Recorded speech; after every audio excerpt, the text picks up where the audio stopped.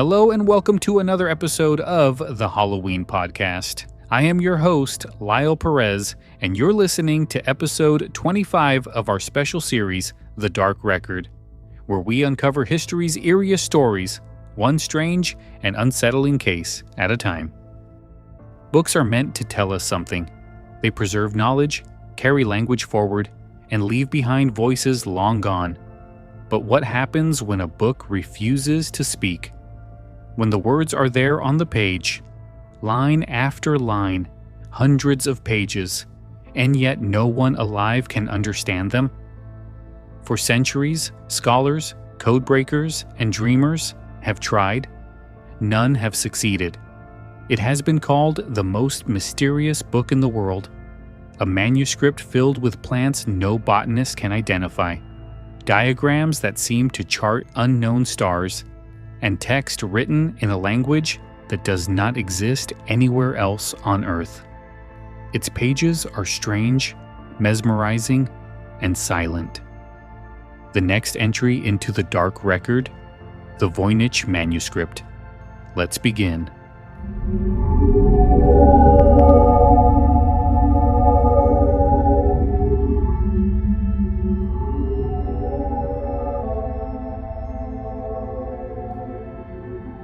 The story of the Voynich Manuscript, at least in modern times, begins in 1912. That year, a Polish rare book dealer named Wilfred Voynich traveled to Italy to inspect a collection at the Villa Mondragone, a former Jesuit college near Rome. Among the volumes, he stumbled upon a strange, illustrated manuscript bound in vellum, its pages covered in a script he had never seen before. Voynich, a man familiar with books in many languages, realized immediately that this one was unlike anything in his collection, or anyone's. Voynich purchased the book, and it quickly became the centerpiece of his career. He sent copies of the manuscript's pages to scholars across Europe and America, hoping someone could recognize the writing or break its code. No one could. The book became his legacy, carrying his name from that day forward, the Voynich Manuscript. The mystery deepened when scientists examined the manuscript more closely. Carbon dating of the vellum revealed it was created sometime between 1404 and 1438, placing it firmly in the early 15th century. This meant it wasn't a modern hoax by Voynich himself, as some had once suspected. The parchment was medieval. The ink, too, was consistent with materials from that era. Ownership of the book before Voynich remains murky. Records suggest it may have once belonged to Emperor Rudolph II of the Holy Roman Empire, a ruler fascinated with alchemy and the occult, who reportedly paid a fortune to acquire it. Other letters link the book to the 17th century scholar Athanasius Kircher, a Jesuit priest known for his obsession with deciphering mysterious scripts. At some point, the manuscript slipped into Jesuit hands, eventually ending up in the library at Villa Mondragone, where Voynich found it centuries later. Today, the manuscript rests in the Beinecke Rare Book and Manuscript Library at Yale University. Locked away under careful preservation, its pages are accessible to researchers and, thanks to digitization, to anyone curious enough to scroll through the strange plants, stars, and symbols on their own screen.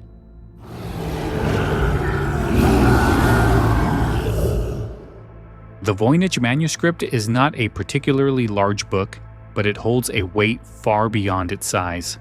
Bound in vellum, it consists of about 240 pages, though experts believe it originally contained more.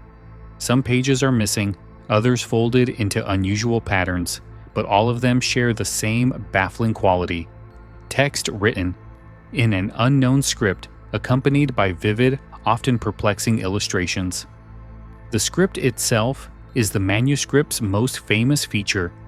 Known simply as Voynichese, it doesn't match any alphabet known in the medieval world.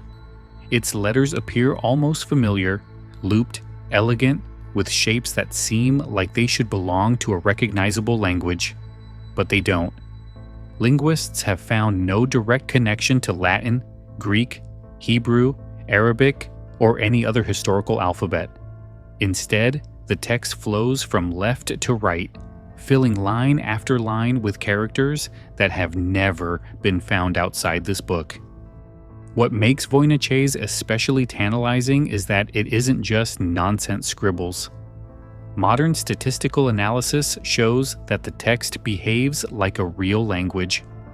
Words repeat with patterns, follow rules, and form structures similar to grammar. Certain characters appear at the beginning or end of words consistently, while others cluster together. This consistency suggests the writing system had meaning to whoever created it. And yet, after more than 5 centuries, no one has managed to decode a single passage with confidence. If the text draws researchers in, the illustrations hold them there. The manuscript is divided into what scholars call sections, each grouped by theme based on its imagery. The first and largest is the botanical section, filled with drawings of plants. Some resemble real herbs or flowers, while others are unlike anything known in botany. Leaves curl in impossible shapes, roots twist into elaborate knots, and blossoms bloom in ways that no natural species has ever displayed. Some scholars have suggested they are composite plants, parts of several real species combined into one, while others wonder if they are entirely imaginary. The second major section is astronomical. Here, circular diagrams crowd the pages, stars, suns, moons, and zodiac symbols drawn in careful detail. One series of illustrations appears to depict the constellations of the zodiac, each surrounded by small figures of women holding stars. Yet, the arrangement is puzzling. Some constellations appear incomplete, while others include unusual additions not found in standard medieval astrology. From there, the manuscript moves into what is sometimes called the biological or balneological section. This part is perhaps the most unsettling. Page after page depicts small naked women immersed in pools, pipes, and strange contraptions. They bathe in green liquid, climb through tubes that snake across the parchment, and emerge into odd, chamber-like structures. The imagery suggests water, or perhaps medicine, but no one has ever found a parallel in medieval manuscripts to explain it. To some, it looks like a medical guide to women's health. To others, it borders on the surreal, as if the author were recording visions or fantasies. Another group of pages, sometimes called cosmological, shows diagrams of worlds within worlds, circles within circles filled with stars and symbols. The style recalls medieval attempts to map the universe, but again, it doesn't line up neatly with any known cosmology. These diagrams remain among the most mysterious parts of the manuscript, offering little that can be tied to established medieval science. There is also a pharmaceutical section where small plant drawings appear alongside what look like jars or containers. These illustrations are more structured, resembling medieval apothecary guides. Yet the plants, as always, are unrecognizable. If these pages were meant to document real remedies, they cannot be matched to any medical tradition we know. Finally, the manuscript ends with what researchers simply call the recipe section. Lines of text fill the pages in a denser script, with only a few scattered stars or symbols to break them up. Without translation, it is impossible to know if these are indeed recipes, incantations, or something else entirely. But their placement at the end suggests they may have been practical instructions meant to follow the descriptive sections. Altogether, the Voynich Manuscript feels like a book that should tell us something concrete. It is organized, illustrated, and structured in a way that suggests purpose. Yet that purpose remains locked away.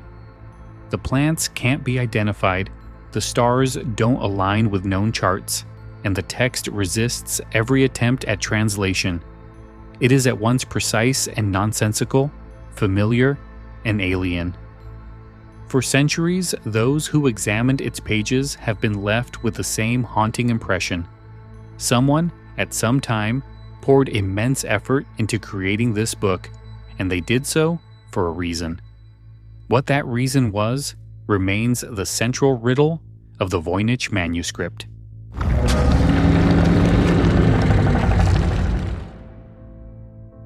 From the moment Wilfrid Voynich unveiled the manuscript to the world in 1912, it attracted minds eager to solve it. Cryptographers, linguists, historians, and hobbyists all took their turn. The idea that this mysterious book could hold lost knowledge, or even secrets of alchemy or medicine, was too tempting to ignore. Yet, in more than a century, none have succeeded. The earliest attempts after Voynich's discovery drew on the intellectual currents of the time. Some thought the manuscript was an alchemical text, packed with coded instructions for transmuting metals or creating elixirs.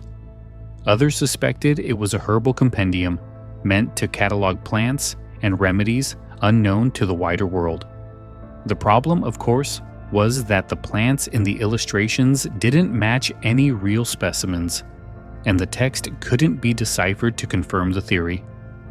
By the mid-20th century, as Europe reeled from war, the manuscript found new attention. During World War II, some of the best cryptographers in the world were tasked with cracking Axis codes, men who had broken the Enigma machine and Japanese ciphers. After the war, a few of these experts turned their attention to the Voynich Manuscript. If anyone could solve a centuries-old code, it would be them. Yet they failed. The writing resisted even the sharpest codebreakers of the era. To some, that was proof of its depth. To others, it was evidence that there might be nothing there at all. Theories flourished as frustration mounted. Some argued that the Voynich Manuscript was written in a cipher, a substitution system hiding Latin, Italian, or another known language behind unfamiliar symbols. This would explain the statistical consistency of the text. If each symbol represented a letter or group of letters, the patterns would emerge naturally. But no one has managed to identify a working key. Others suggested the manuscript might preserve an unknown or extinct language, one spoken in some corner of medieval Europe that left no other written trace. In this view, the strange script would not be a code, but an alphabet invented to capture a tongue otherwise lost to time. Yet this theory, while tantalizing, faces the obstacle of verification. Without another sample of the language, there is nothing to compare it against. A different camp argued the manuscript was a constructed language, invented for the author's own use. If true, the book might have been intended for private study, spiritual practice, or even as a creative project centuries ahead of its time. But here too, the problem is evidence. Without understanding the content, scholars can't know whether the words mean anything at all. And then, there is the most skeptical theory of all, that the Voynich Manuscript is an elaborate hoax. According to this view, the book was created in the 15th or 16th century to impress a wealthy patron like Emperor Rudolph II, who was fascinated by alchemy and strange manuscripts. If the text is meaningless but carefully constructed to look systematic, then the book may never have been intended to be read. Its mystery would be its value. What keeps the debate alive is that each theory feels plausible, yet none can be proven. If it is a cipher, it has never been cracked. If it is a lost language, no trace of it has been found elsewhere. If it is a hoax, it is so intricate that it has fooled generations of experts. The Voynich Manuscript stands at the crossroads of all these possibilities, defying every attempt to pin it down. The result is a book that has drawn in some of the brightest minds of each era, only to send them away baffled. And with each failure, the manuscript's reputation has grown, becoming less a puzzle waiting to be solved and more a symbol of the unknowable.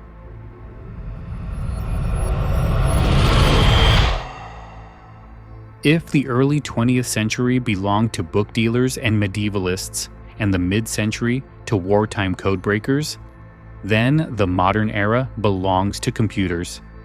Over the last few decades, the Voynich Manuscript has been fed into algorithms, studied by artificial intelligence, and analyzed with tools far beyond what its mysterious author could have imagined. And yet, even in the digital age, its secrets remain stubbornly out of reach. One of the first major breakthroughs came not in translation, but in structure. Statistical analysis of Voynich showed that the text behaves like a real language. Words follow patterns of repetition. Some are more common than others, and characters appear in consistent positions, beginnings, middles, and ends of words. This is important because it strongly suggests the manuscript is not gibberish. A medieval prankster could have filled pages with nonsense, but it would be nearly impossible to create such large-scale order without meaning. Whatever the language is, it appears systematic. That discovery opened the door for computers to take over. In 2018, researchers at the University of Alberta used artificial intelligence to compare the Voynich manuscript against known languages. Their algorithm ran the text through a database of the Universal Declaration of Human Rights, translated into 380 different languages. The program concluded that the closest match was Hebrew. Some words seem to resemble Hebrew vocabulary, especially when run through a rough substitution scheme. But the excitement didn't last. Linguists who reviewed the study pointed out that the matches were fragmentary at best. Many of the translations were forced, relying on guesses and generous interpretation. Even the researchers themselves admitted the findings were preliminary, not a full solution. The Voynich manuscript had not given up its secrets, at least not yet. Other AI studies have produced similar flashes of promise. Some machine learning models suggest the text resembles Romance languages, like Latin or Old Italian. Others propose it could be a constructed system, built deliberately to mimic the statistical profile of real speech. Each study offers tantalizing hints, but none have achieved consensus. The manuscript continues to resist, like a safe whose lock clicks but never opens. And here lies the paradox. Artificial intelligence capable of parsing billions of data points has only confirmed what scholars already suspected. The text is structured. It likely means something, but it can't tell us what that meaning is. Without a key, an equivalent text to compare, or a bilingual Rosetta Stone, the algorithms can only circle around the mystery, not unlock it. The effort itself, though, says something important. Just as Renaissance scholars once believed the book held alchemical secrets, and wartime cryptographers hoped to crack it like an enemy code, today's researchers bring their most advanced tools to the same problem. Each generation projects its own obsessions onto the manuscript: magic, war, science, artificial intelligence. The manuscript absorbs them all and answers with silence. For now, artificial intelligence remains the latest in a long line of frustrated readers. Its processors may hum, its models may map connections, but the text refuses to yield. And in that refusal lies part of the manuscript's enduring power. The Voynich manuscript is not just a puzzle. It is a mirror of human curiosity, reflecting back the limits of our knowledge, no matter how sophisticated our tools become.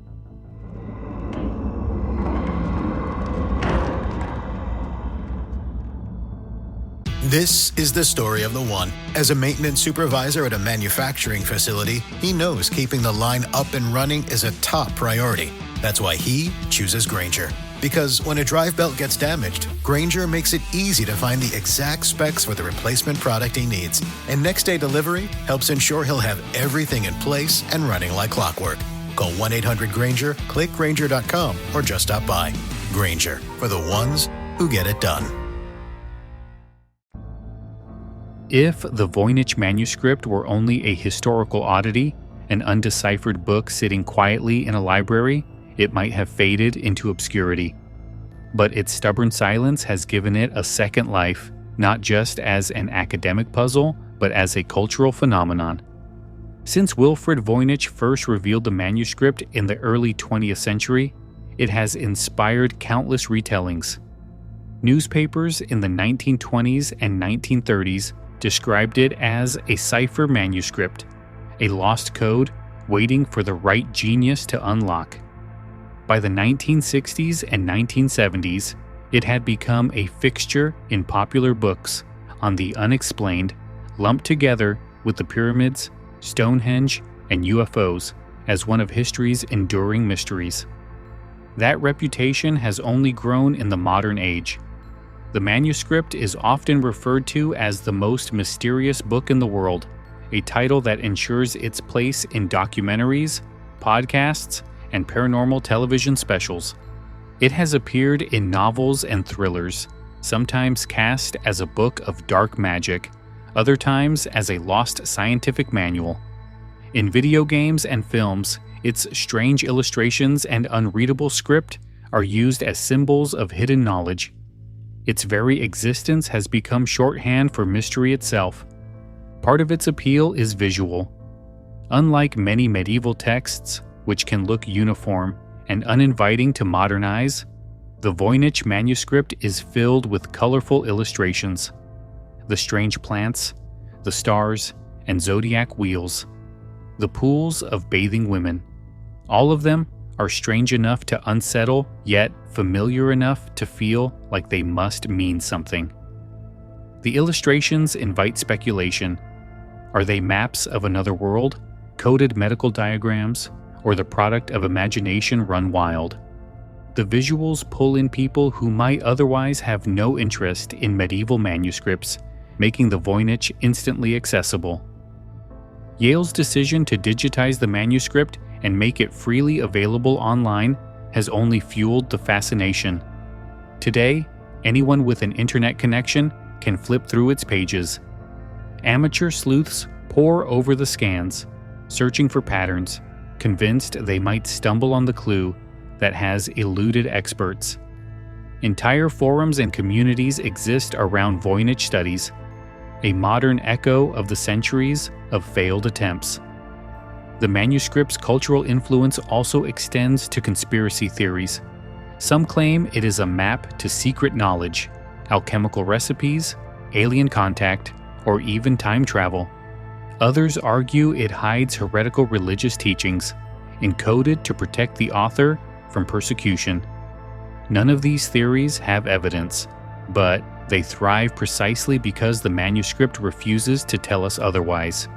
Its silence is fertile ground for imagination. Even serious scholars acknowledge the cultural pull. They may dismiss the more fantastical claims, but they recognize that the manuscript has become more than a book. It's a symbol of mystery itself. Just as Egypt's pyramids symbolize ancient secrets, the Voynich manuscript has come to represent the unsolved written word, a text that teases but never reveals. In this way, the manuscript's greatest legacy may not lie in what it contains, but in what it has inspired. Generations of readers, researchers, and dreamers have stared at its pages, each convinced they might be the one to hear its voice. None have succeeded, and yet the fascination only grows. The Voynich manuscript is no longer just an object of study. It is a cultural icon, proof that sometimes mystery itself is the most enduring story of all.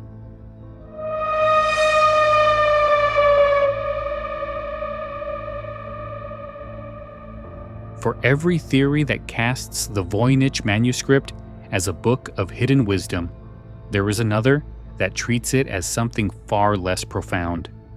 Among skeptics, the most enduring idea is that the manuscript is simply an elaborate hoax, a trick designed to impress or deceive. The hoax theory usually points to the manuscript's earliest known owner, Emperor Rudolph II of the Holy Roman Empire.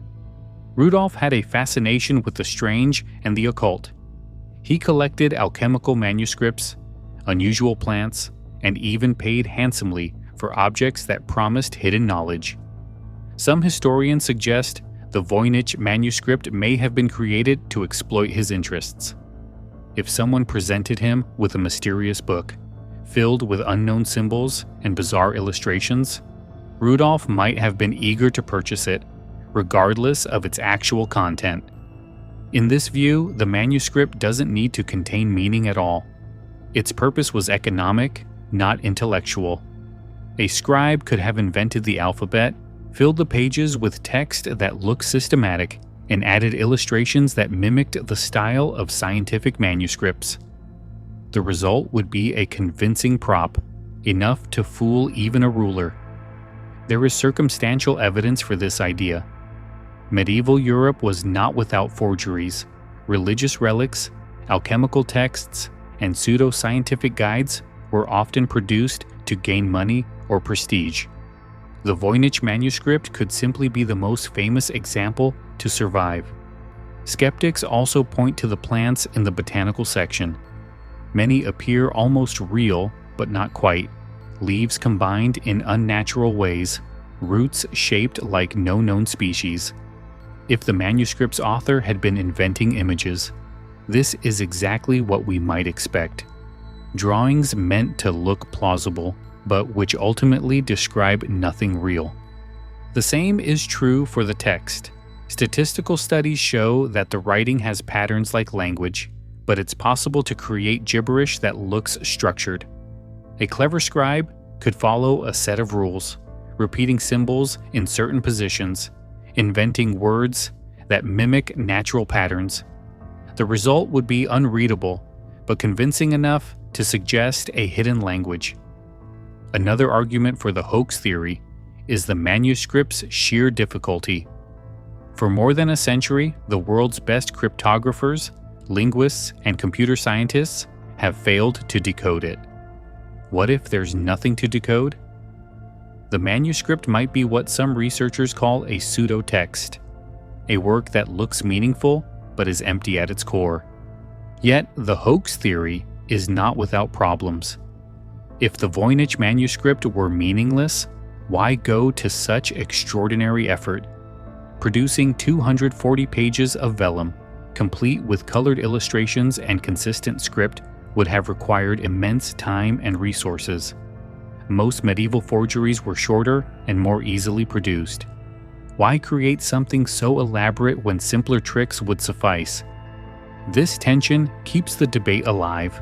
On one side, the manuscript could be a hoax, a fraud carried out to deceive a patron.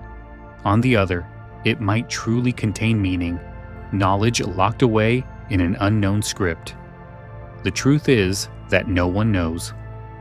And perhaps that is what makes the skeptical perspective as compelling as any other. The hoax theory forces us to consider whether we are searching for meaning in a book that was never meant to speak at all.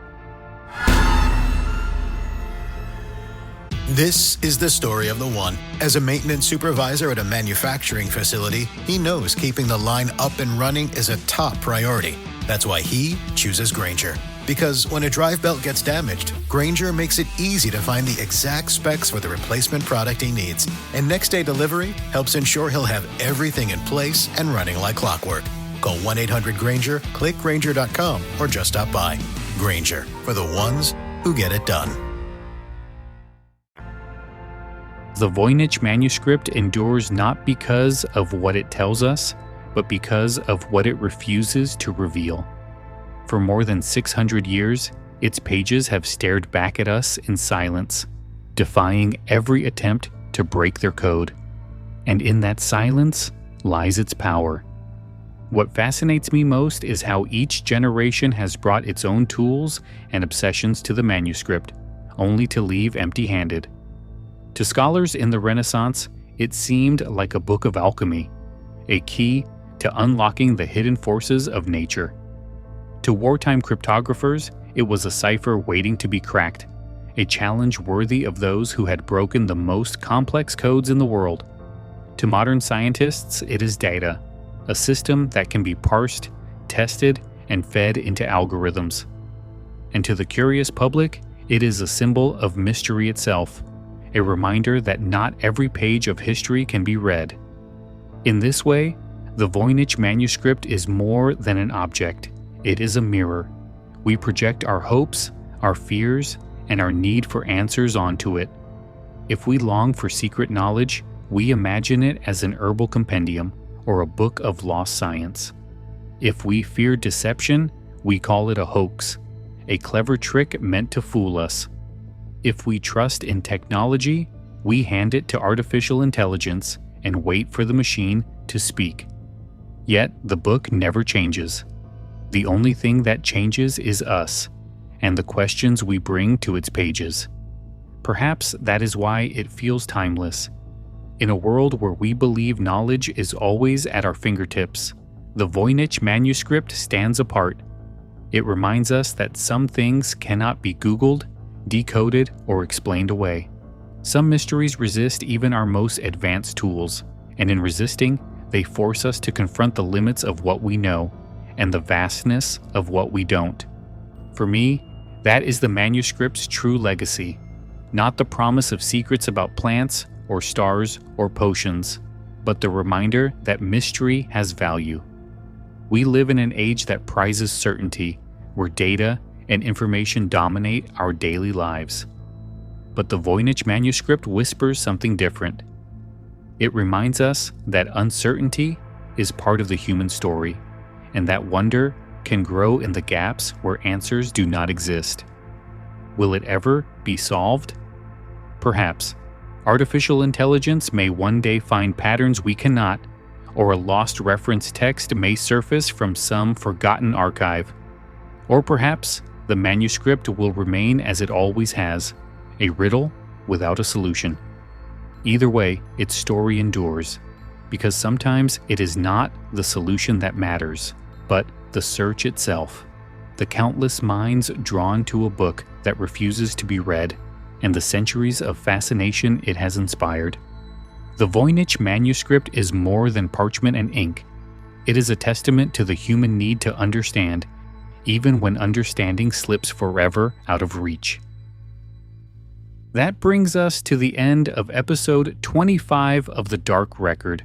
We've turned the pages of the Voynich Manuscript, the book that has taunted scholars and scientists for centuries.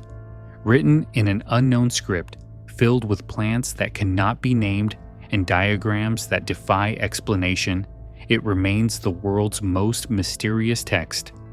Whether it is a cipher, a lost language, a constructed system, or an elaborate hoax, the fact is the same: it has never been solved, remembered, retold, and now added to the record. Next time, we leave behind parchment and ink for the open sea, where a ghost ship drifts into legend. In 1947, a distress call crackled across the Strait of Malacca, reporting the crew dead with faces frozen in terror. Minutes later, the ship itself was gone. We'll investigate the chilling mystery of the SS Orang Medan.